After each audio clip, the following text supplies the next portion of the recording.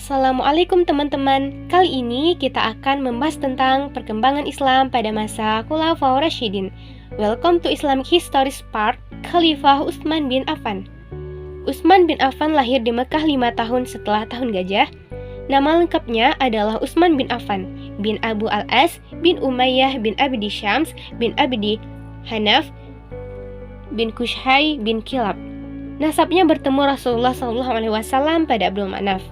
Pada masa jahiliyah, Utsman bin Affan termasuk manusia terkemuka di kabilahnya.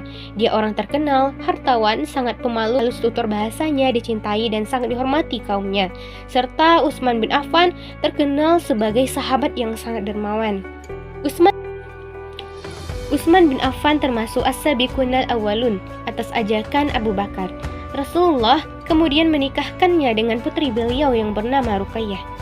Ketika kaum musyrik Quraisy menyiksa kaum muslimin, Utsman hijrah bersama istrinya ke Habasyah, kemudian kembali ke Makkah sebelum peristiwa hijrah ke Madinah.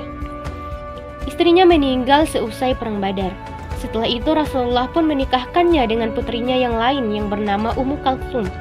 Itulah sebab mengapa Utsman diberi gelar Dzun Nurain, yang artinya pemilik dua cahaya.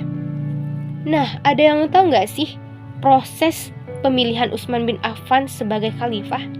Nah, Utsman bin Affan dipilih menjadi khalifah oleh majelis yang dikenal dengan sebutan Ahlul Halli wal Aqli, yang terdiri dari 6 orang, yaitu Ali bin Abi Thalib, Utsman bin Affan, Abdurrahman bin Auf, Sa'ad bin Abi Waqqas, Zubair bin Awam, dan Talhah bin Ubaidillah. Dewan ini dibentuk oleh Umar bin Khattab atas persetujuan beberapa sahabat. Setelah bermusyawarah di antara ke-6 sahabat, maka terpilih Utsman bin Affan sebagai khalifah selanjutnya. Utsman bin Affan dibaiat menjadi khalifah pada hari Senin 28 Zulhijjah tahun 23 Hijriah dan mulai menjalankan tugas kekhalifahannya pada bulan Muharram tahun 24 Hijriah.